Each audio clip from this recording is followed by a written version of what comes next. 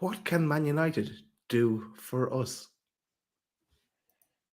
I get those goosebumps every time you come around, yeah. You ease my mind, you make everything feel fine.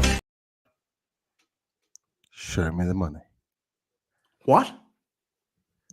Show me the money. Yeah! I get those goosebumps every time you come around, yeah. You ease my mind, you make everything feel fine. Worry about those comments, I'm way too numb, yeah. It's way too dumb, yeah. I get those goosebumps every time I need the hybrid, throw that to the side, yeah. I get those goosebumps every time, yeah. When you're not around, when you throw that to the side, yeah. I get those goosebumps every time, yeah. 713, could've 21 down riding. Why they on me? Why they on me? I'm flying, sipping low key. I'm sipping low key and flying. I get those goosebumps every time. I'm around, yeah. You ease my mind, you make everything feel fine. Worry about those comments, I'm way too numb, yeah. It's way too dumb, yeah. I get those goosebumps every time I need the hybrid, throw that. Back Love again, it. back again. We nailed it. We nailed it. I love it. If anyone finds Chris, let us know. Where are you, Chris? This was your idea. No idea. But look, we're here. Welcome to Loaded Mag NUFC. We are back again. Monday night special, and it's to talk about all things Newcastle United again, and of course, the latest breaking news in the last 24 hours. Dan Ashworth. I've got the main man, Dash Shocks, with me. How you doing tonight, fella? You okay? All good, all good, all good. Yeah, interesting. All this stories coming out, and of course, last night as we were chatting on a stream ourselves last night, and that news came out today. Yeah, into the dentist, the old dental hygienist. But yeah, all good with me, Pete. All good, all happy. Good stuff. Good stuff. Great to see so many in the chat already. Thank you for joining us. And look, get your questions in. We've got lots of questions that we're going to explore tonight. What questions have you got with all of this madness that's kind of taken over at this moment in time? Let's get into it. But look, what we do know, and we like to do a little bit of a setting our target, Pete. Oh, we have to set our target. I'm getting straight into it. We haven't even set a target, man. What you think? I go easy. I go easy because I know the viewers can do this. 200 likes. Yeah. Show me the likes. Show me the likes. Yeah. 250. 250. Oh, you've upped it already. 250. Come on. You know it makes sense. 250. Let's get it done. That's for sure. Look, we'll get into it. Just because it's been a bit of a whirlwind 24 hours, as we said, and the big news, of course, is evolved around everything Dan Ashworth going to Man United, and we'll do a little bit of a storyboard, as we always do. We like to run you through everything. So we were chatting away last night, Daz, me, yourself, and Chris, and then this news pops up on the screen. Craig Hope confirms that Dan Ashworth has asked to leave Newcastle United. And was it a shock? Not really. No. The one shock I think you talked about, Daz, on the reaction show was actually that he was at St. James's Park on Saturday. That was the biggest shock of it all. But wasn't a shock, but it's come out. It's then come out. Craig Hope has then elaborated on that, looking at the fact that it could be gardening leave for anywhere up to 2 years if, and as expected, Ashworth was to quit. And then Luke Edwards, the Telegraph, comes on there and actually throws a different perspective in that as well, because what he also adds is that we're looking for more than £20 million to be given our way in order to release Dan Ashworth, which we're going to get into in just a second. I keep running through because David Ornstein, highly respected journalist outside of Newcastle United and reported on Newcastle, comes out and says very much the same, that he's asked to leave as well. And at this point now, it moves really quickly, Daz. And because we were just trading comments in our chat just constantly as this was breaking down. And look, Luke Edwards mentions about the compensation fee. It could be more than 20 million at this stage. And David Ornstein revises his original tweet and puts in that Newcastle want 20 million. So it's clearly something at this point. Yeah, it is that higher, lower, kind of negotiation. And it's already in play because people are already talking about how much they want. Luke Edwards comes out and says, it could be anywhere up to 2026, which I spoke to Dan United about on the night, and he wasn't convinced that it will get to 2026. But it seems from a Newcastle perspective and the journalists there, they are at this moment in time, they're saying that Newcastle could well dig their heels in. Craig Hope says lots of figures about, but Newcastle United are waiting before they make their next decision on what happens because they're waiting for Man United to act off the back of this. That quickly changes because he then tweets out, Dan Ashworth will not continue in the role after informing the club his desire to leave. He remains under contract and on gardening leave. So that was the confirmation, the first element of confirmation that gardening leave was in place. Luke Edwards comes back as he ends the night last night with a number of different things. Man United have said they wouldn't pay 20 million. So the reports of compensation were rumored to be less. Some were saying 6 million, some were saying less than that. But with a contract up until 2026, it was always going to be difficult. And what he does say is that Man U wouldn't pay 10 million last week when they'd clearly spoken, and Newcastle have doubled it. So Newcastle have stood their ground and told everybody where it's at. And that kind of ran into today. And there's a couple of things we'll come back to from today, but I'll just carry on with the main talking points in that Newcastle United came out and confirmed it.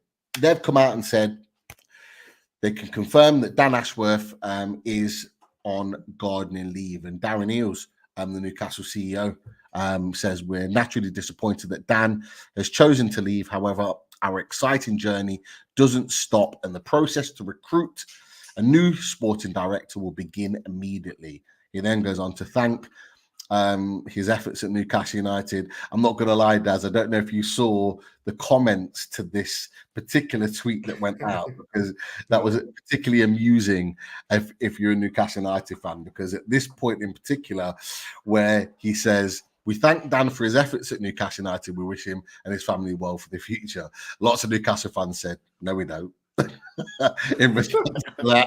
So there's clearly no love lost there with regards to the way in which Newcastle United feel with Dan Ashworth. And lastly, to end that part, Daz, before I want to get your thoughts on this, is that James Ducker of the Telegraph mostly reports on Man United. He's come out in the last hour and a half and said Man United will make a formal approach for Newcastle United's Dan Ashworth via the interim CEO, Patrick Stewart. And it goes on to talk about Man United and their jobs that could be potentially affected. But the key part is that Man United are and have made an official approach for Ashworth. So that storyboard could quite well change in the next 24, 48 hours, that's for sure. But look, lots of people in the chat got comments and questions in there. But Daz, I want to know your thoughts just in general with all of that madness going on in the last 24 hours. Where are you at right now with the Dan Ashworth situation? What are you thinking? What have you made of it all, mate? Okay, well, 24 hours, this is going on for 2 months, hasn't it? This rumor, and you know what? I didn't believe it for a long time. I thought that he would stay. So, and also I know a lot of people saying, "Oh, what has he done for us? He doesn't. He hasn't done anything." You know, blah blah blah. And maybe with sour grapes, or just because he's defected to Man United, or is on the way to do that. They're kind of. Rubbishing him to some degree, but no, yeah, like the owners went out of their way to get him. They did an extensive recruitment drive that he was identified as the chosen candidate to start off a project and put in the infrastructure that wasn't in place, the different departments, and bring in the best people for the best for the different roles, and him being at the center of the wheel for all those different roles. So he's only been with us 20 months. He's kicked that process off. I'm sure he had an awful lot more work to do. So he's gotten us to a level now. I'm sad to see him go. For me, I thought it was on paper it seemed like a good team with Eddie Howe and him working together. Behind the scenes, who knows? Like there's rumors, but we don't know what the makeup is there, how much of an influence he has or has not have had. Maybe he thought he was going to be more hands-on than he actually is. Who knows? But then it kind of turns to that it's good that now that we have a decision that he says he wants to leave. We put him on garden leave. We're looking for someone else, so that process can begin again. And the criteria for bringing in someone must have changed as well now, because initially he had the certain set of skills that are needed that we're looking for to start things off. Maybe now we go into something else and be more focused on a particular area. That so maybe the role has changed. Maybe the right fit for that role may change as well. You'd wonder, let's say we're starting from scratch and Dan Ashworth hadn't been with us.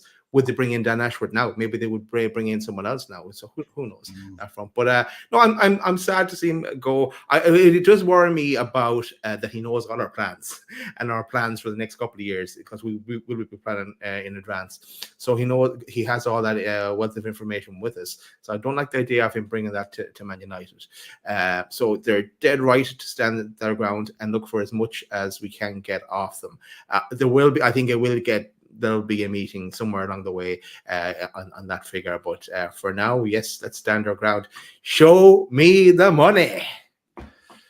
That is absolutely right. And Harpow says exactly that. Show us the money, because that's exactly what we want at this stage right now.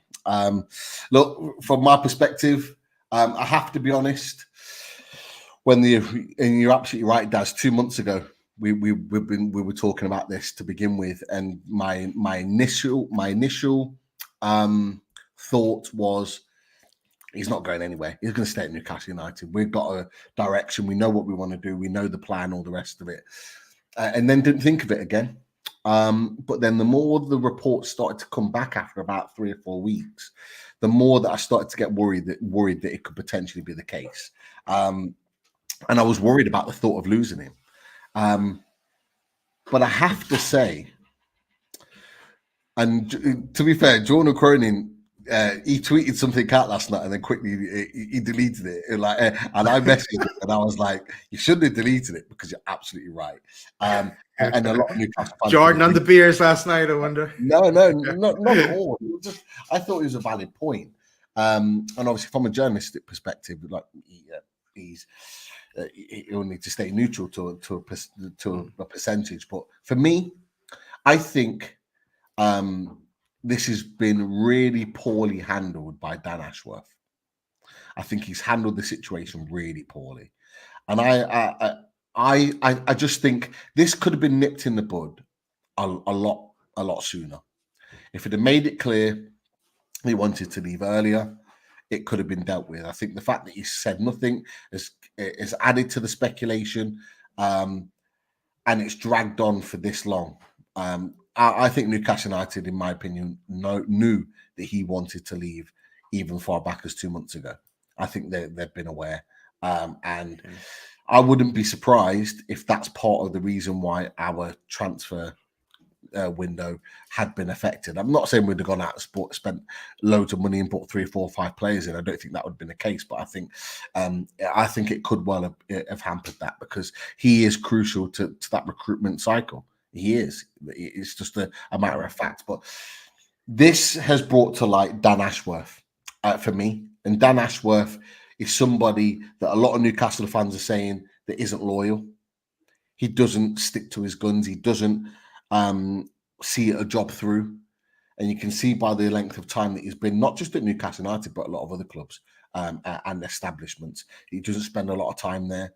And I actually think this situation, although a lot of Man United fans are saying that it makes Newcastle United look bad. Why? Because we're standing our ground? Because we want to get as much money for someone who had committed multiple years to Newcastle United and is going after 18 months? Nah, this makes Dan Ashworth look bad. This, for me, will dent his reputation, in my opinion, within football in this country, because I don't think he's handled it well at all. I think it's been poorly organised. But hey, we're in a position now where we can kick on. And the one thing I've maintained is, with all of this speculation, is let's get it done. Let's get it done quickly, so we're in a position to actually kind of move on with that. And I was really, really pleased, Daz, to hear in these comments here. And it's particularly where he says, Darren Neal says, and the process to recruit a new sporting director will begin immediately. That's what I want to hear. And there's a lot of Newcastle fans, Daz, that have actually come out and said, why do we even need a sporting director? Why do we even need one? Well, we don't need one. We can manage without it. They're absolutely right. We can manage without it. We did it in our first transfer window under the new ownership, and we did it almost effectively in the summer, in our first summer after we stayed up, because Dan Ashworth actually came in the summer, and those players were already identified. So we didn't have much of a hands-on effect on that. People like Nick Pope, Sven Botman, Matt Targett weren't effectively his signings. They were already in place.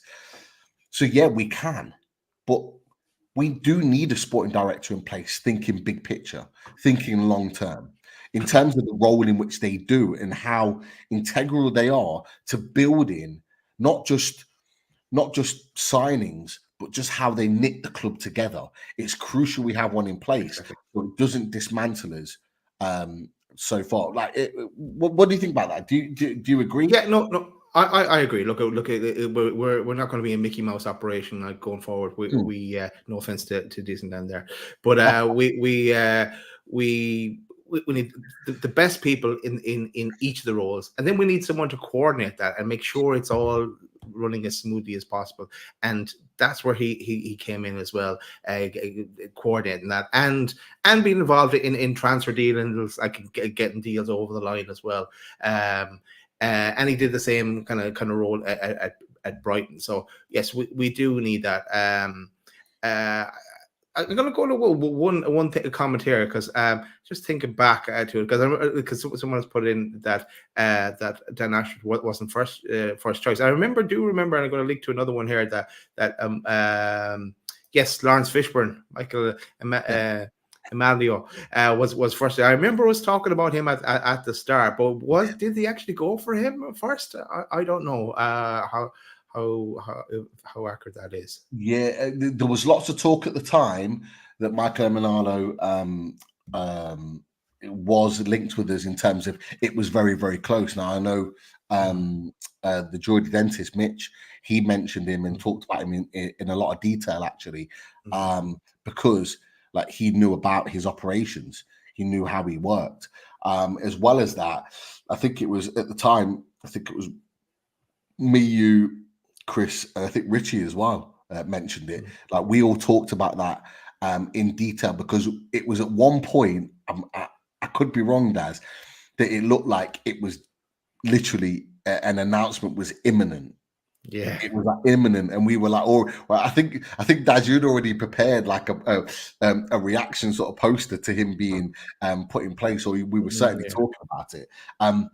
and I know we talked about his operations in detail, and we'll to be fair, we'll come back to him, but that I think is correct. And Dan Ashworth was, I think, then the swift alternative, but obviously we didn't get him for quite a few months afterwards because we waited 3 months to get him.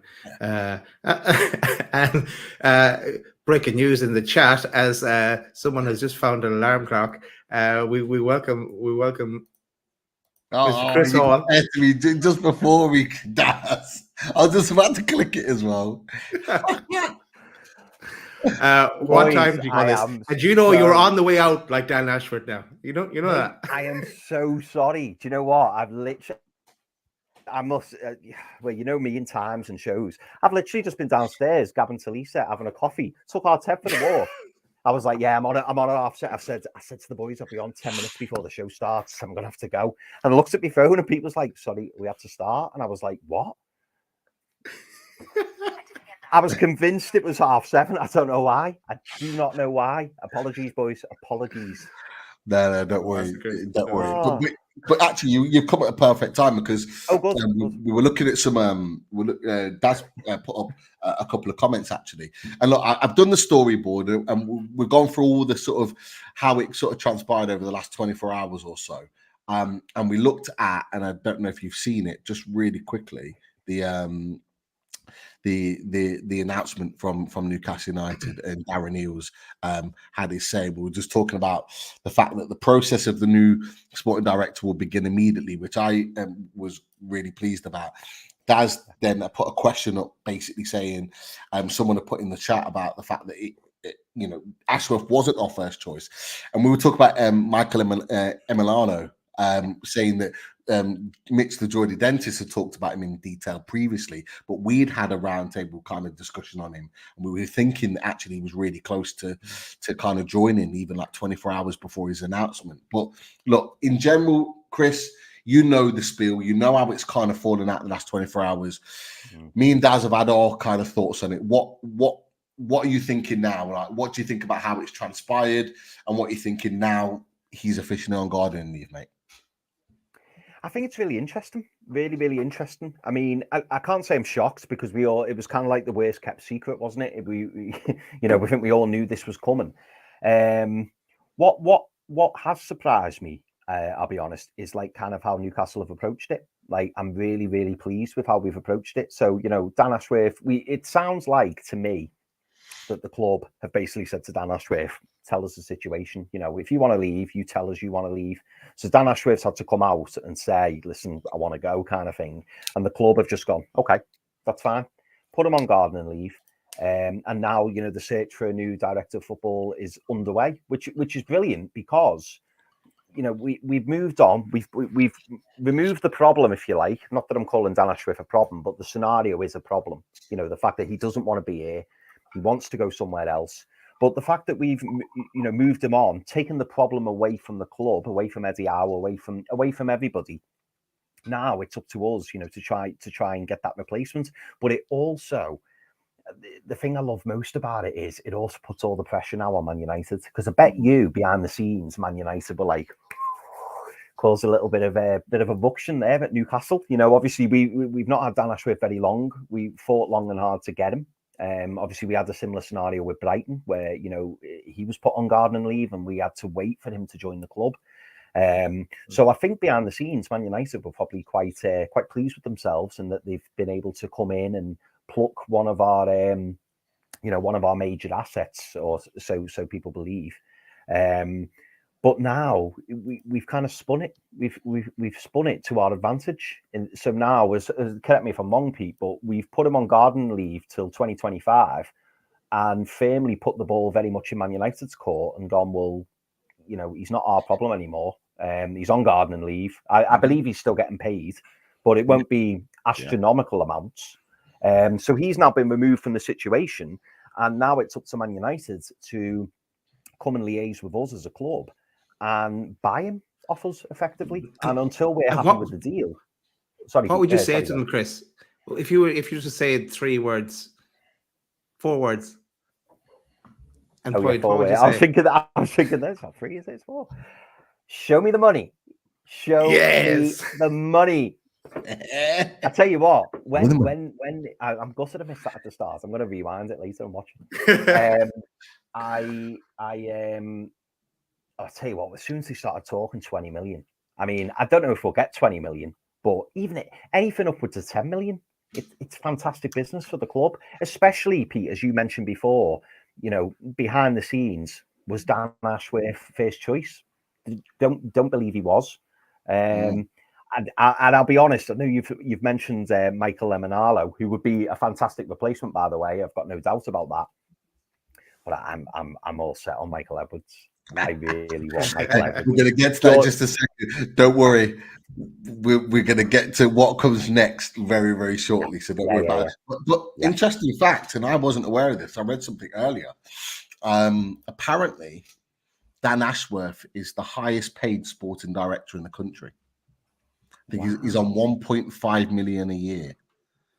Okay. He's the highest paid sporting director. So we're paying him a lot of money to do a job that, you know, no other sporting director in this country apparently is paid. Now, I could be wrong, but I did read that earlier. I can't remember which article it was. It might well be, and I'll come back to this, it might well be Mark Douglas's article. But yeah, so that in itself means that we hold the cards. Like you mentioned it, and I think it's a really good point, Chris, because you talked about the fact that Man United, this has been planted for 2 months, as Dad said earlier before he came on, Chris. Like this has been 2 months in the making, and they've been planting article after article, and they've been getting their Man United journalists to write these little reports and drop these little seeds in there, and Newcastle United journalists have picked it up and made it a bigger thing, and they thought they could kind of bully Newcastle United into, go on, like we'll use our leverage, or because they are, as much as Newcastle fans don't like them, that they are the biggest club in England. They are, with Liverpool not too far behind. And that's just a reality. So they were trying to use their big club like might and force and power to try and take the mick out of us and kind of bully us into a position. But on top of that, you've then got the fact that Newcastle United come out last night and go, 20 million. That's what we want. And I don't think Man United expected that. No. And we have to only go back 18 months or 2 years to the fact that that's exactly what Brighton did to us. And we paid, apparently, again, another report I read, a record fee of 5 million to release Dan Ashworth from his contract at Brighton. A record 5 million. And now we're asking for 20. So what they thought was going to be, we'll pay 6 million. We'll get him out there and then we'll get him to do what we want to do. They've gone, hold on, 20 million. That's a lot of money. That's, as you've called it, Chris, that's 50 million pound players there. Yeah. And Newcastle United. Talented maximum. And they're going, and I think Man United have gone, whoa. We weren't expecting this. I don't think they planned for this. And I had a conversation. I put a few tweets out last night, and I had a conversation with the Man United fan because they were going, this makes you look bad. And I was like, not at all. No. You want something that's ours. You pay for it. And I said, if you pay anything, I said to the Man U fan, if you pay anything more than 15 to 20 million, if you pay any more than 15 million for Dan Ashworth, I said, you're the mugs. You're the mugs right there. And you are doing what you've been doing for the last 10 years or so since Alex Ferguson left your club, overpaying for players and staff in your team. Because they have.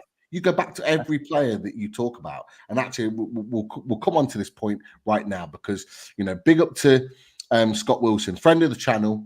He will be coming on at some point down the line. Great headline. he is. He'll be coming on very, very shortly. And he mentions here, Man United, he put this out today, and I thought, you know what, fair play to you. Man United paid 80 million for Harry Maguire, 82 million for Anthony, 75 million for Romelu Lukaku in 2017, and they wanted 14.5 million to send Jesse Lingard on loan to Newcastle United for 4 months. So it's time they got real about the value of Dan Ashworth. And I thought, you know what? Fair play to you for putting that out, because he didn't have to, but he's fighting the Newcastle United corner there. And I thought, big up to him for that. I went into that article after that, and no, maybe it was something wrong with the one I went into, but there was nothing else in it apart from that. And I said, from that little part, that's enough. That says it all. So that was enough for me. I thought, retweet. Do you know what? It's absolutely spot on what he's saying there, and it like you say, Pete. If we get upwards of 15 million for Dan Ashworth, we've had their pants down. However way you look at it, and isn't it mad how the control or the power has quickly switched? Because like you say, this has been going on for months. We know it. Dan Ashworth knows it. Man United know it. They've all been having their discussions. They've, decided amongst themselves for whatever reason, if Dan Ashworth wants to go and work with his friends, I suppose really you can't blame him. If he wants to go and do that, he can go and do that. Really, for me, professionally, I think he should have stayed and completed the project, at least given us another year or two. But decision's been made. By the by, maybe he's getting a pay rise when he goes. Most probably is. But now it just puts Man United in a position, because if we turn around and we stick our fork in the sand and go, no, that's it. This is the amount we want. You're going to have to negotiate, or you're going to have to pay this amount. The only losers in this are going to be Dan Ashworth and Man United, because you said $1.5 million a season, so that's what, about 30 grand a week. And it's like, mate, we currently pay about 9 players that and above. So we're quite happy to leave you there till 2026 on garden leave. Yes, he's getting paid, to not do a job, and that's unfortunate for us, I suppose. But if it means that we stick our fork in the sand, I don't know if that's the right expression. I don't know where it came from. But if we keep stick to our guns, and we say, no, if you want him, you've got to pay for them. Yeah, and we're quite happy to just leave him there on gardening leave. And because don't forget, they want him in ASAP. They want him to start changing things, start bringing the project up. We keep getting told that Man United, the old Man United, is back. Man United are back now. They've won a few games. They're back. They're bringing in Dan Ashworth, Sir Jim Ratcliffe. He means business. Oh, well, there's a slight problem with that, because you can't just go around nicking other people's, staff. If you want to nick someone's staff, you've got to pay them money. And unfortunately, this is the price. So if you want them, you pay for them. And if you don't want to pay for them, you'll have to wait till 2026. And what kind of message does that send about you and your club? If you leave Dan Ashworth on garden leave, what does that say about your club? Because then, if anything, it just makes a mockery of Man United. So Man United will want to tie this up ASAP. And if you're desperate, that's when you make stupid decisions. And if they pay upwards of 15 million for Dan Ashworth, that is a stupid decision. And it's great for Newcastle United. The other way that it serves our purpose, that it's delayed a bit as well, is that he can't reveal any of our secrets then. Well, I suppose technically he could, but officially and by the book. And what would happen actually if he did? If he said, look, Newcastle are going to go for these players. He's done an illegal practice. Yeah,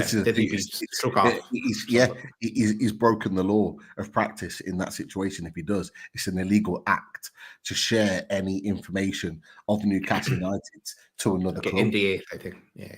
If anything, Daz, it's a great point. If anything, whilst he's on gardening leave, it actually protects the players that we want to go for, because they won't want Newcastle to go, hang on a minute, that's who we wanted. Have you been speaking to Man United? So he will probably say to them, listen, these are the players Newcastle want. You can't go for them. You can't go for them because it will come back to me. You can't go for them. Yeah. And that's happened before. That's happened before with certain in lots of different situations where there's been disagreements, whether it's been player to player or not, club to club disagreement. There's been an agreement there that you don't go for any of those players that Newcastle United were targeting. Newcastle United know who they want in the summer. Dan Ashworth will have an idea of who Newcastle United want in the summer.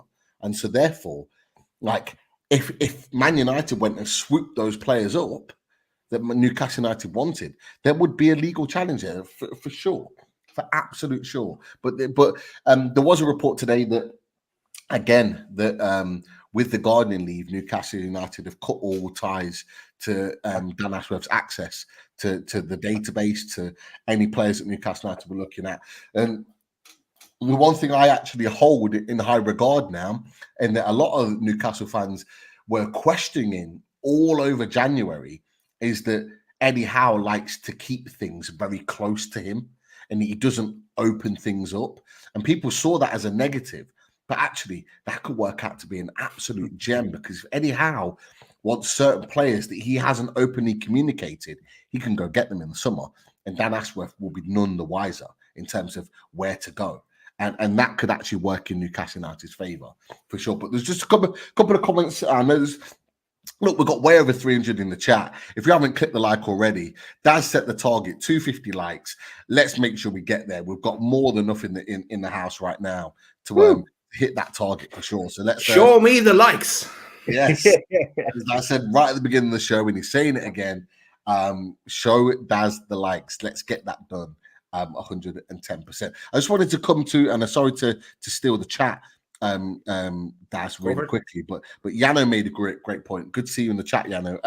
Said leave the twat at home for the full term of his contract unless they pay. Now, another conversation that's been going on with various Newcastle fans and Man United fans, in that Man United fans seem to think that would be small club mentality, that if we kept Ashworth aside, Jesse Lingard, and paid his wages and not let him go to Man United, that's seen as small club mentality.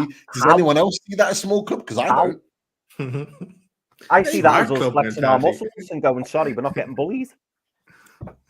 Of course, like if we can pay his 1.5 million for another 2 years and it be pocket change to us, how is that small time? How is that in any way, shape, or form small time? And in the meantime, we go and get another sporting director and pay him a huge wage on top of that as well. So we're paying double, and we're just letting someone go on gardening leave while we're carrying on about our business. The only one that's impacted by that is the club that actually want him in place to do the job, and that's Man United. And I think Man United fans know this, but they're getting so hearty about it. The Swedish Ramble, who are normally really, really good to kind of follow, and they have some good opinions around all different clubs, came out with a really salty tweet. If anyone's not seen that tweet from the Swedish Ramble, go look at it. It's a really long, detailed one, so it's a bit of a read. And to be fair, there's points in there that are actually quite genuine and quite open to Newcastle United. You think, oh, okay, yeah, they're being quite balanced with that. And then you get to the last little paragraph and you're going, hold on a second, you're salty as anything right now. But everyone just to scroll down, have a read of the whole thing, so give a better perspective, and then read the last paragraph. And that will tell you, or the last kind of few sentences, that will tell you everything you need to know about Man United fans right now. They are salty as hell because they thought they could flex their muscles, get what they want, and we went, nah, 20 million, pay it or get off. And yeah, small club mentality piece would be us bending over and going, oh yeah, do you only want to pay 3 million? Okay, we'll take 3 million. That small club mentality. Us saying, well, no, these are the terms. It's our member of staff. If you want them, you pay for them. And clearly, well, I think we saw that from Eddie Howe's press conference, didn't we? I don't think there's much love lost there.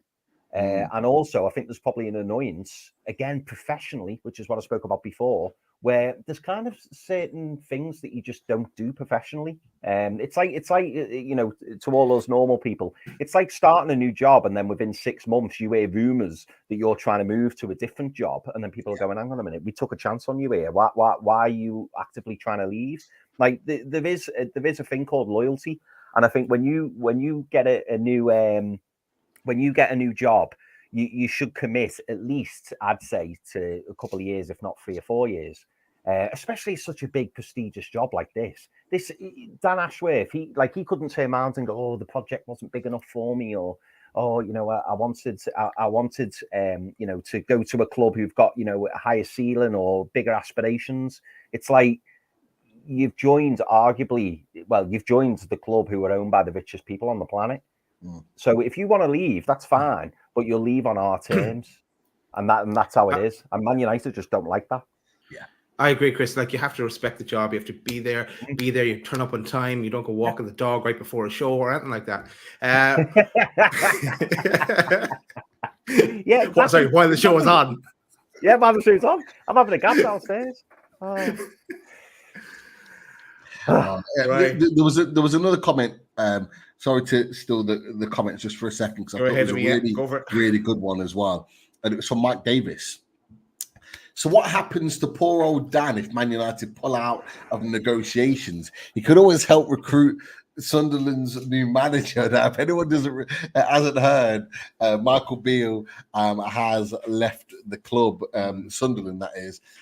Look, his days were always going to be numbered after we smashed them 3-0 at the stadium of the stuff that comes out the backside and goes into the toilet. But it was always writing on the wall. But it's a really good question.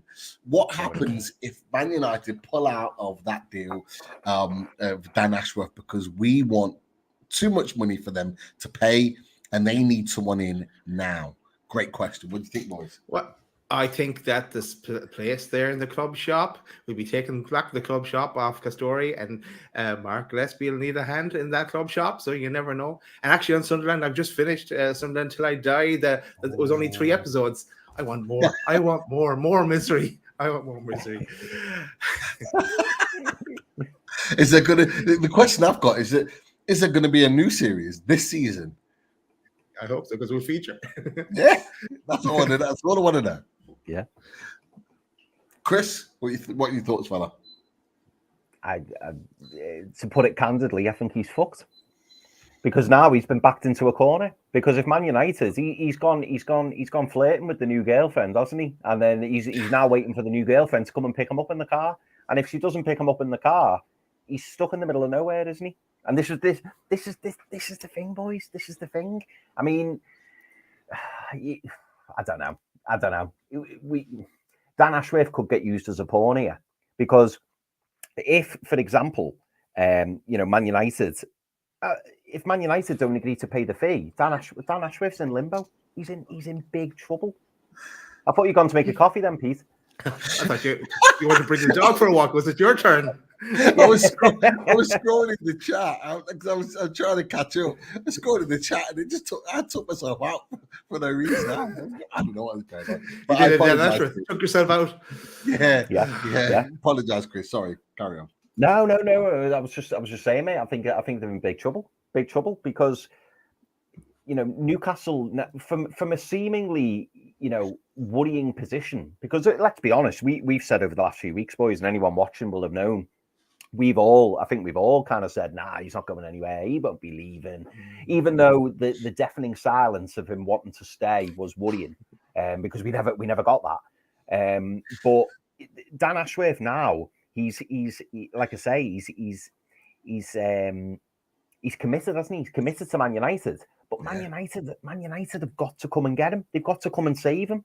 And if they don't come and save him, or they can't agree a deal, he's stuck till 2026. And you can guarantee Man United are not going to wait till 2026 to appoint Dan Ashworth. They're just not. They'll get someone else in the meantime and go, sorry about that, Dan. We're going to have to leave you there, mate. Sorry about that. And this is the awkward situation, because like you say, we can just carry on paying him his 30 grand a week or whatever it is. And then we get our new director in, and we'll just say, okay, well, you're stuck there. That's it. So it leaves Dan Ashworth in limbo. So yeah, brilliant question. Really brilliant question. At the same time, though, they will wait a period of time for him, a good deal, because isn't he best mates with your man, Sir David, whoever he is? 2 years, a long time, though, that's. It's a long time. Yeah, we're not waiting 2 years. No, they can't wait that long. It won't carry on. It could go into the summer, though. The somewhere into the summer, but they'd be ridiculous to not cough up or come close to what we're looking for in that time frame. No, it's good for us. as you said, whatever happens, lads, we're definitely getting one signing in the summer because that money will go to one big signing. It will. So It will. definitely have a reaction show to a signing. So looking forward to that. 100%. I've got to give out a shout out to our double O statter, Keith. Great to see him in the chat. We don't always see him in the chat because he normally catches up, but it's great to see him in the chat as long as many others. We've got 350 in the chat. Make sure you click those likes, do all that good stuff. If you're new to the channel, click the click that subscribe button. It only takes a second, but it means the world to us. Thank you for all your support. Question is, boys. Question is, as I'll go back to that little imagery that I brought up a second ago to you boys. Where is it? Where is it? Oh, I think I've lost it. But it was basically that they were looking at it. It's gone. And I have no idea where it is. It's almost like it's been deleted. I'm surely not. Sabotage. Anyway, Dan Ashworth in the system. I think it did because I'd not put an image on it and it cut out. So that's why. But anyway, the big question is, boys, who's next? I feel like Goldberg. Any WWE fans, WCW fans will know what I'm about. Who's next? And look, what I did is compiled a little bit of a list of potentials. Not saying that they're going to be linked. Not saying that it's 100% guaranteed, but compiled a list of potentials there that could come in and do the job and be the next person in line. So, first of all, we've talked about him already. Michael Emenalo, formerly of Chelsea Football Club, was responsible for building their academy system, not necessarily breeding through Chelsea academy used from the local area, but more so buying and scouting them from abroad and across the UK and bringing them in as the best young talent and then bringing them forward. So his process is slightly different to what Newcastle United are wanting to do and are trying to do at the moment, but was massively successful at Chelsea. Currently, I believe, a director within the Saudi Pro League at this moment in time. So he's at the top of the Saudi Pro League currently. Could that mean potentially an easy deal with them being linked to Saudi, is having PIF as ownership? There is a potential there. Who knows? I'm going to throw a few more at you before I get your opinion. Before you do, Pete, because I think topical thing in the chat there linked to Mr. Michael Emenalo, or Lawrence Fishburne, as I like to call him, is Ian goes, he was at St. James's Park on Saturday. And then someone else says, here goes, David goes, anyone got photos or a journal saying that Emenalo was there? Are people getting confused with the Dutch guy photographed at the weekend? I think if there'd be more about it if he was there, if it was him on Saturday. But Emenalo would have got some press. That would have got some imagery and some press for sure if Michael Emenalo was there. He's a well-known, respected guy. That's the first I've heard. I can't remember who put it in the chat, but whoever put it in the chat, that's the first I've heard. But that could mean something if he actually was there, for sure. But there's a few others. We have someone that's also linked with Man United is going there as well as Ashworth, and it's Paul Mitchell, not Phil Mitchell, not the Mitchell brothers, not Grant Mitchell from EastEnders, but Paul Mitchell, currently unattached to a football club, having left AS Monaco and been very successful there. As I say, rumored to be very, very close to people around Man United. I know Newcastle have been linked with him before. Lots of people are saying he would be the guy to come in and do the job. That would be a very, very interesting one. And I think the fact that he's unattached to a club makes it even more of an interest because it could be potentially an easy deal to be done. Yeah, and Toon Gamer says, great for spotting wonder kids. You only have to look at AS Monaco and some of the top players that have been brought to the club as young players or come through the ranks. During his time, the fact that they've got someone like Yusuf Fofana, who we've been linked with, is just one example there. But there's many others for sure that Paul Mitchell has been involved in. So currently unattached. Let's see where that one goes. This is a spanner, and this is a spanner that our good friend. One of our spanners. Yeah. Well, not one of our spanners. Our spanners are already in the chat right now. But a spanner that's in the work that Dan Lawless might not be happy with. I know he's not happy with. I'm going to have this out with him tonight, and he's not going to be happy with what I'm going to say. But this man, Tim's Steinten, currently the technical director at West Ham United. And the reason why I say this is because if anyone's seen the report today, and I've sent that to Lawless, and he's played it down, but of course, Cobes and a few of the others have played it right up. And it says from Jacob Steinberg, West Ham facing a battle to keep Tim Steinten as technical director at West Ham United. Apparently, there are rumors that he is not happy there, not happy with the process, not happy with how things are run at West Ham United, and is looking to potentially leave in the summer. Could that be a potential deal?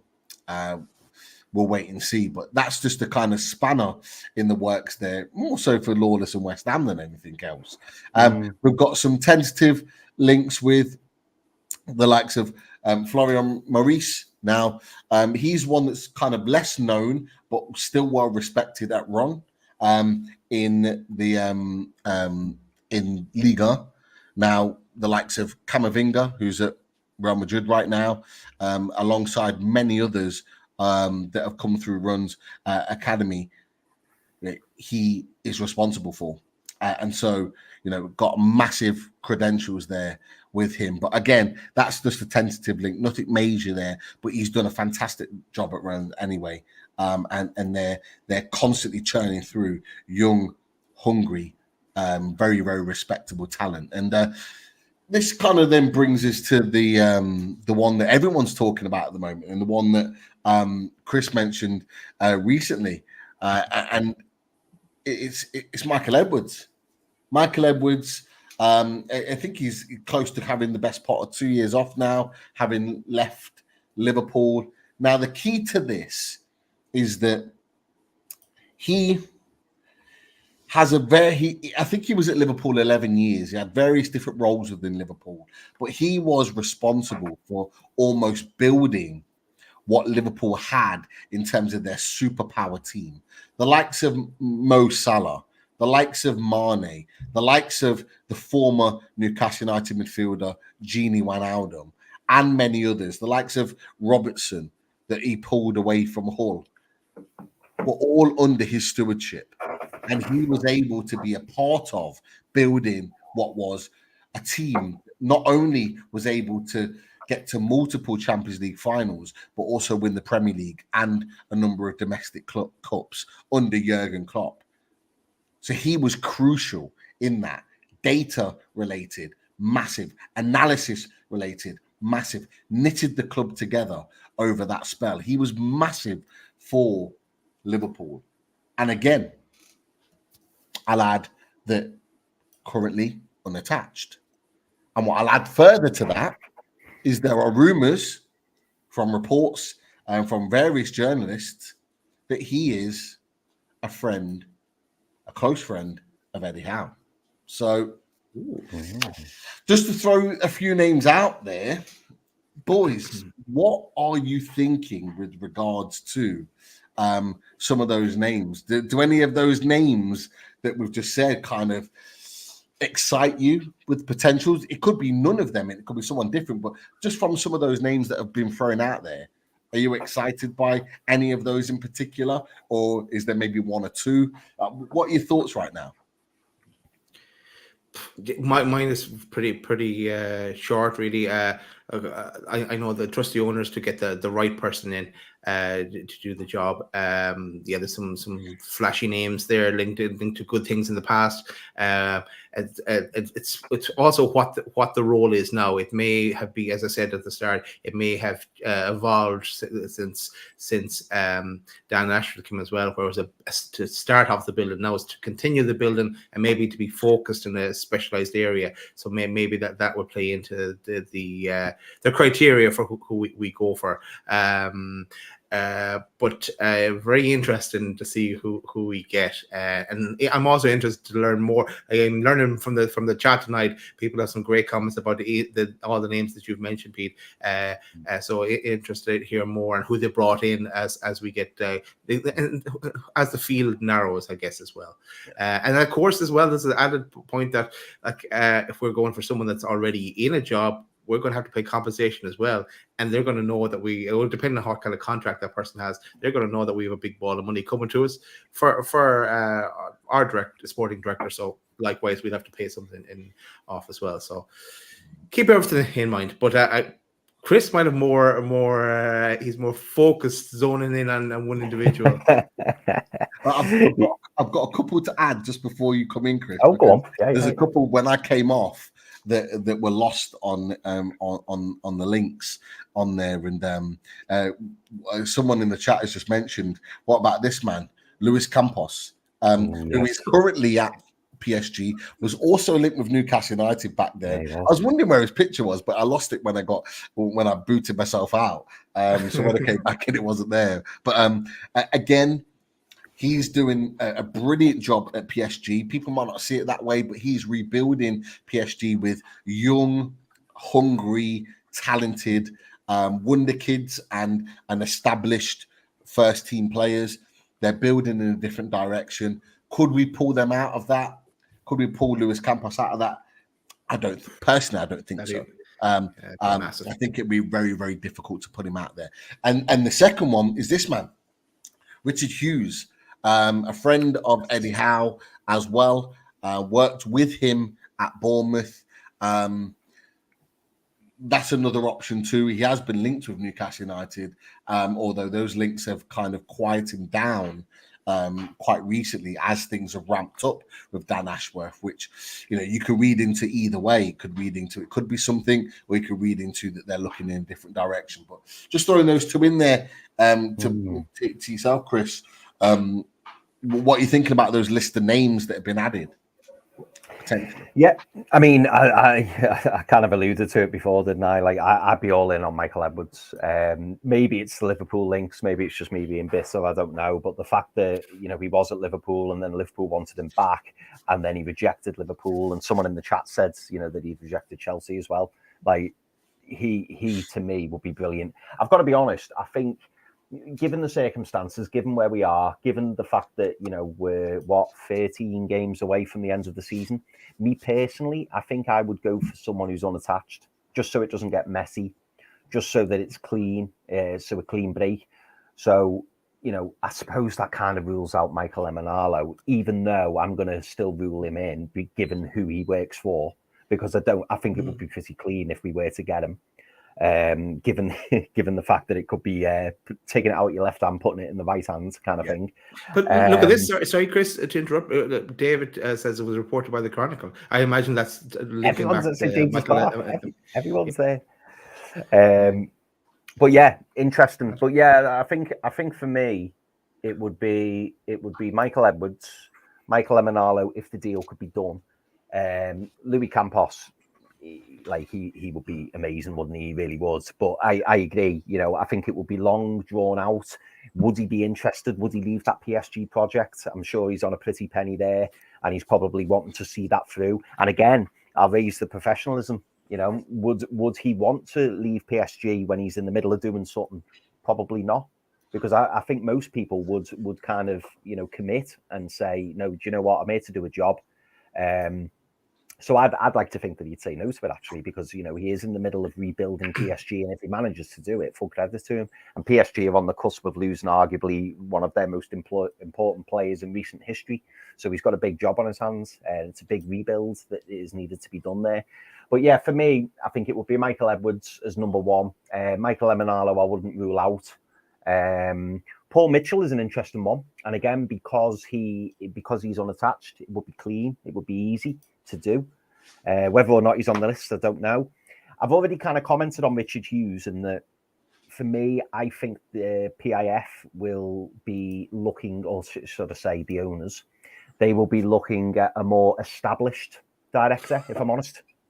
And that's not doing a disservice to Richard Hughes, but you know, this shouldn't be a job for one of the lads. And that could be perceived as being a job for one of the lads, or going to Eddie Howe, who do you want? And he's like, oh, I'm really good mates with him, he'd be great. You know, and that's no disrespect to Richard Hughes. I'm sure he's very good at what he does. But we're kind of in a space now where we should be looking to bring in the best of the best. You know, we should be looking for that high, top caliber, top quality replacement. That's why we got Dan Ashworth. That's the very reason that we went out and we got Dan Ashworth, because he was one of the best in the field. And I fully expect us to do exactly the same. I think we'll go out and we will look for one of the best in the field. And I mean, I'm not an expert on the director of footballs or sporting directors, but I imagine that Richard Hughes probably isn't up there as being one of the best in Europe. And I fully believe that's what we're going to go for, one of the best in Europe. And that's why I think Michael Edwards will be on the lips, maybe Paul Mitchell, Michael Emenalo. That's the kind I think we'll be going for. And I think Louis Campos, yeah, obviously. But again, I think we want to get this dealt with and, you know, swift and get them in. And like I say, 13 games till the end of the season. Wouldn't it be great to get a director of football in by, I don't know, the end of March and be like, right, we know where we are. We know what the project is. Let's prepare for the summer. And that's what I hope the club do. They have a quick resolution to this, and poor Dan's stood in a field somewhere waiting, you know, gardening, waiting for someone to come and pay for them. That's what I hope happens. There's some great suggestions in the chat as well, from John Carver to this man. And I thought this was a great suggestion.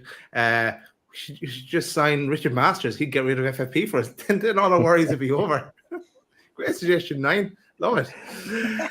There's one more. I can't believe I lost this on the way out before. I thought I'd lost Richard Hughes and Luis Campos, but it was not. And it was the biggest talking point of the lot. And it's this man. Philip Giles, currently at Brentford and Newcastle United fan.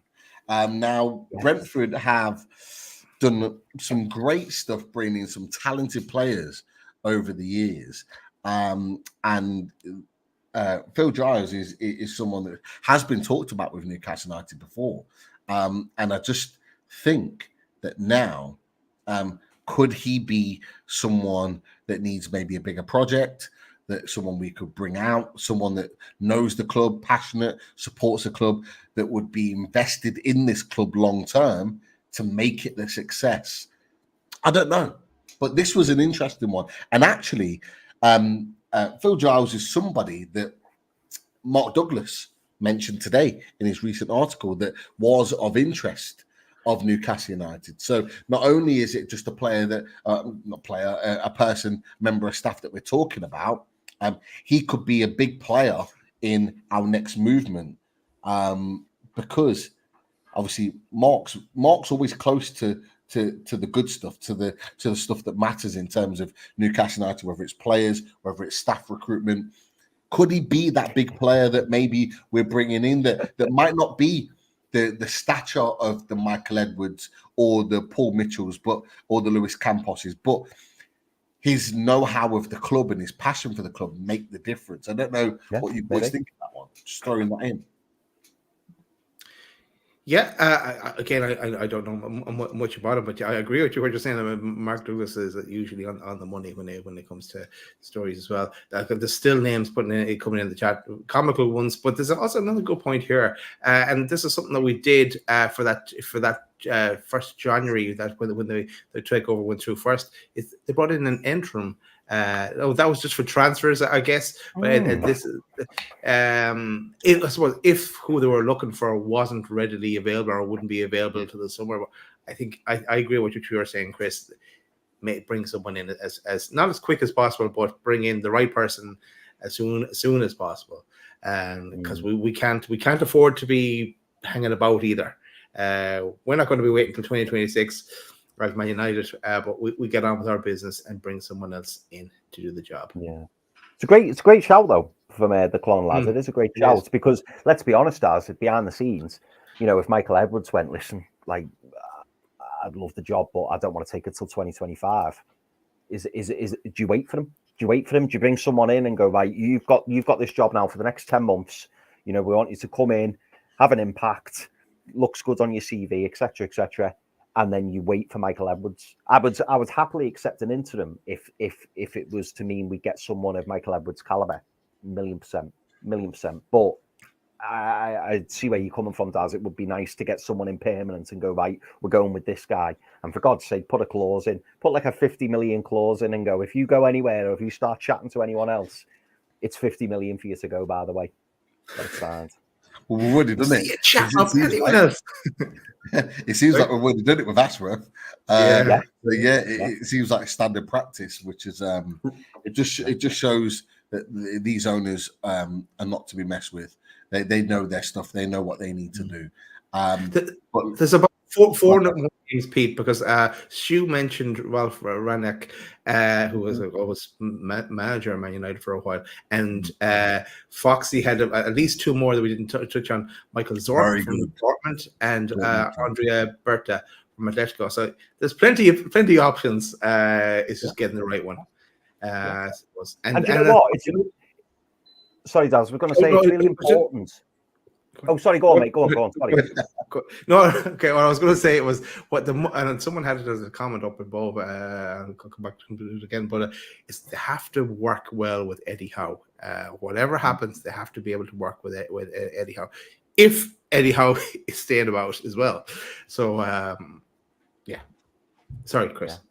No, sorry, mate. It cut up a bit. That's why I kept interrupting you because it cut up the stream. But no, I think it's a good point when Ralph Rangnick got mentioned because obviously he kind of tarnished his reputation at Man United because he ended up becoming manager, but he's not a manager, and I think that's clear. But that's not to discredit, but with what he can do, like he in his field, he's very talented and very capable. So even if we were to bring someone like him in, I wouldn't be opposed to it at all. So most people, if you ask them, they go, "Oh, he was crap, he was rubbish at Man United," but he ended up getting the Man United job, and I think it was quite evident that he wasn't really a manager. But he's done fabulous things in the past as a director. So even if we were to get someone like him in, it'd be brilliant. And if he worked well with Eddie Howe, that's the key, isn't it? Don't tell Austria. Yeah, Fox's just said I knew he took an international job, but I couldn't remember which one it was. But yeah, that would be. But you're absolutely right. To be fair, is that as a sporting director, technical director, he is very, very good. But the problem is now, and it was the same with Man United, is that because he took the role of Man United, because the way he handled Ronaldo and various other players, it's almost tarnished his reputation, not just as a manager, but as a sporting director. And that's why I think he's had to go back to sort of international level to kind of rebuild his level. So for me, he wouldn't be someone that I'd be targeting right now. I'm not saying that he's not good enough, but just I think we need a stellar sporting director to come in, either someone at the absolute top of his game, which Dan Ashworth was at the time when we approached him and we got him, or someone that is going to be a game changer in terms of, like I say, if it's a Phil Giles, like he knows the club. He knows the club. He supports the club. He's passionate. Like, if you're not going to get the very, very best, you get someone that is going to give everything to his job because he cares about the club. So you're kind of going to go in both directions. Like someone mentioned Sir Les as well. I think it might have been Keith. Les Ferdinand in that, and he loves the club and would do everything for the club. There's no doubt about that. But I just think, at this point in time, with all due respect to Les Ferdinand, I just think we'd need someone that's got a reputation just a little bit higher than his to come in and do the job. But that's just me. Yeah. No, I agree, mate. I agree. Cool. Do we want to go to a few questions and comments then next? Yeah, well, good with me. I've just put it in our chat. Yeah. So Yeah. Cool. Right. Okay. An easy one here from Billy F. Does compensation we get from Manu go towards FFP? Yes, I believe is the answer there. So a nice one on that one. Harpo as well is saying, "Show me the money. Show me the money." I love it. I didn't mark all of these, so I'm kind of some of them I'm reading for the first time. So jump in, lads, if you see one that you want to go for as well. Oh yeah, cool.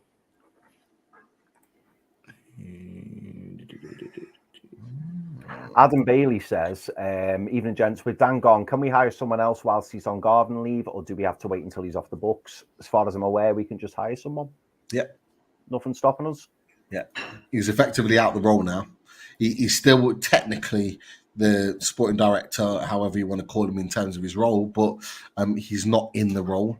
So therefore we can get someone in to take that mantle. Yeah. Harpel Kelsey comes in with a fantastic comment. Show us the money. Love it. There was some calls as well in the chat, Pete, for you to get the role. Where are you in the odds? I wouldn't say me. I'd say us, the three of us. Give us a trio role as sporting directors for Newcastle United. I think we'd do a stellar job. I'm not going to lie. Well, this one will really get you going, Pete. Bill says, rumors going around that Eddie Howe wanted Madison and Ashworth didn't. I know who I trust, he says. Hey, if that's true, I'm glad he's fucking gone. Get him out. Get him fucking gone. Yeah. Pack his bags, send him down south, get him gone. Yeah. Absolute disgrace. I'm joking. Maybe I'm not. Yeah, we kind of touched on this one as well. Well, the Tristan said that he's basically saying that Michael Emenalo brought in like the likes of Salah, De Bruyne, Lukaku, but he has to work with Eddie Howe, and Eddie Howe has to be so whoever it does come in does have to do that. We kind of touched on that. We also touched on this about what happens to Dan Ashworth if the deal can't be done and they move on. I liked this one. I highlighted this one, Daz, from a Cynical Jim. It says when we were talking about Man United not being able to go for players that Newcastle have highlighted. So he's put, how can Newcastle prove it though if he did blab while on gardening leave? And you know what, Cynical Jim, it's a great point, but I don't think they'd fancy having to go to court to prove that they didn't know.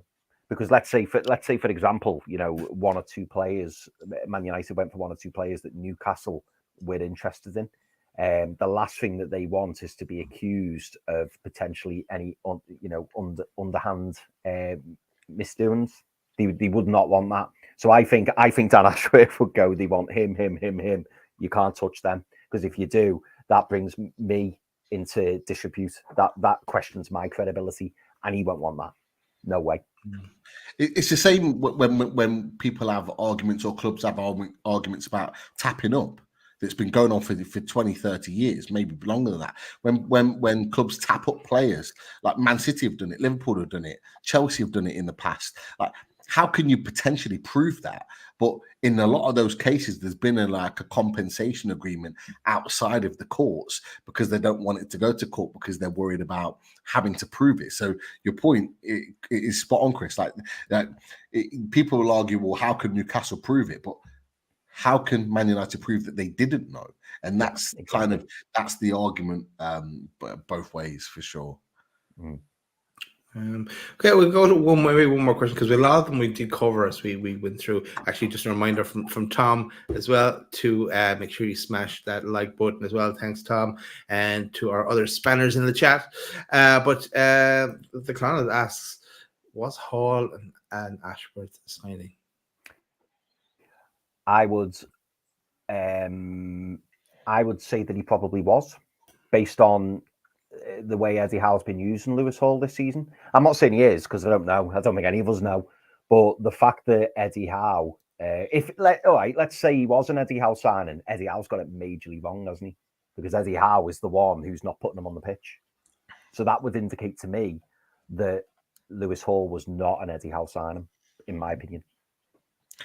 Lots of journalists in the last week or so have been mentioning the fact that Lewis Hall may be one of a number of reasons why Ashworth and Howe may have fell out.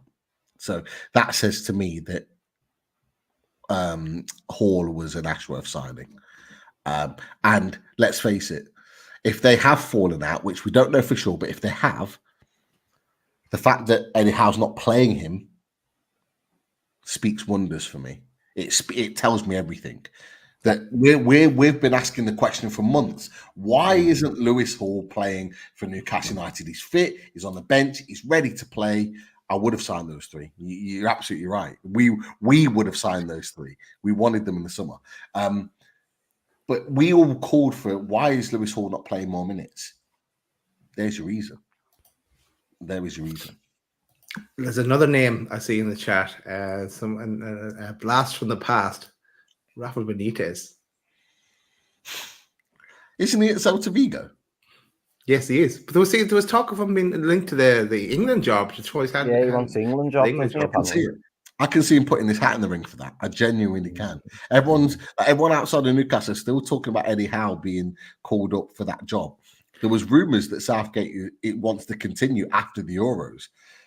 Like how he even gets past the Euros without winning it, I've got no idea. But like, I genuinely can see someone, Jose Mourinho and Rafa Benitez both going for that job. I can see it, but I can't see him as a sporting technical director because I don't think Rafa Benitez is ready to do that role yet. I think he wants too much control. Yeah, wants too much control. Yeah. It would Speaking have to of control. Everything. Speaking of control, Al Mohammed says Eddie Howe wants that job, wants the sporting director's job as well as his own job, so he can have complete control over everything. So there's not many jobs now in football, boys, where the manager actually gets the final say on players. Like there isn't many jobs like that are doing that at the moment. So the fact that they gave that as part of his contract showed the trust levels, and like. He knows the style of football he wants to play, first and foremost. He's the manager, so he should be allowed to pick those players. And look, how can we argue Bruno Guimaraes, the likes of Kieran Trippier, Nick Pope, Sven Botman, Alexander Isak? You go through the players, Sandro Tonali, although we've not seen enough of him, but I'm convinced next season we will see the absolute best of Sandro Tonali, Anthony Gordon. Eddie Howe players, like, he wanted them for his system. Like, who are we to argue that? I like that. I like that comment from who's just flashed that up then about Tino. Does? Sorry, if this one. I thought it was this one from Oliver. You were liking first. That was an interesting one from Oliver. I like that one as well. But I think also Tino is an Ashworth signing. Maybe that's why he kept playing Dan Burn first. It does beg the question. We've all been screaming for Tino Livramento. And Tino Livramento has done well when he's played, but is he doing what Eddie Howe wants him to do? Is he doing the job that maybe Dan Burn does? I don't know. It's another interesting point. It is. And we can't also go whatever Eddie Howe does is golden. Whatever Dan Ashworth does is shit. Because there's you have to take everything into consideration here as well. Just because he's leaving, I'm sure he did a great work in the 20 months that he was with us. And if he was still with us, he'd still for another 20 months. And that Man United offer didn't come in or want to go, he would do great work. So don't. Yeah, say more. No, right. it's right. It's right what you're saying, Dad. It's right what you're saying. But that is it, I think, lads. I think we're bringing the show to a conclusion. Just a reminder as well to smash the like on your way out. If you haven't subscribed, little QR code. If you hold your phone or the camera up to that, that'll bring you straight into subscribe as well. If you happen to be watching on TV at this moment in time, also you can find us on various different platforms on YouTube, Spotify, Apple Music, and Amazon Music, and on our socials, Twitter, X, TikTok, and Insta. And our business inquiries are loadedmaginfo@gmail.com. And thanks to Kevin as well, who sent us an email, whose comment was at the very start of the show as well. Thanks very much, Kevin. Also coming up on Wednesday on Loaded Mag at 8 o'clock, it's time for another Talking Tune. And we've got Josh back. We've got Jordy Dredge back. Jordy, Josh. Hey, good man. Yes. See you back on Wednesday at 8 o'clock. A great debut from the boys. And we have another debutant on Wednesday. We've got Philip from Tune Tactics TV. So looking forward to for Philip to join us there as well. Philip is a loaded ultra, so we've got a loaded ultra coming on the show. So love that member of Loaded. So great to have Philip with us as well to make his debut.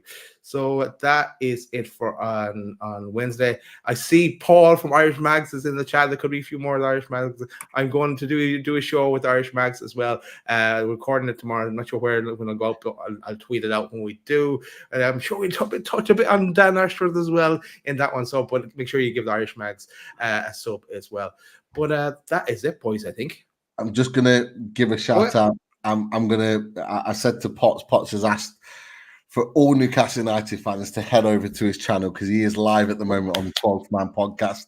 I'm going to be sending my way there where I'm going to be having words with Dan United and, of course, Dan Lawless. I'm not going to be holding back. So come and join us. Spicy. It always is. Yeah, so make sure you jump on to 12th Man, and so we'll be back pretty soon on Wednesday. So thanks everyone for joining us, and thanks Chris for turning up eventually. How'd you like that? Show us the money. Show me the money. Good luck. Yeah. How you like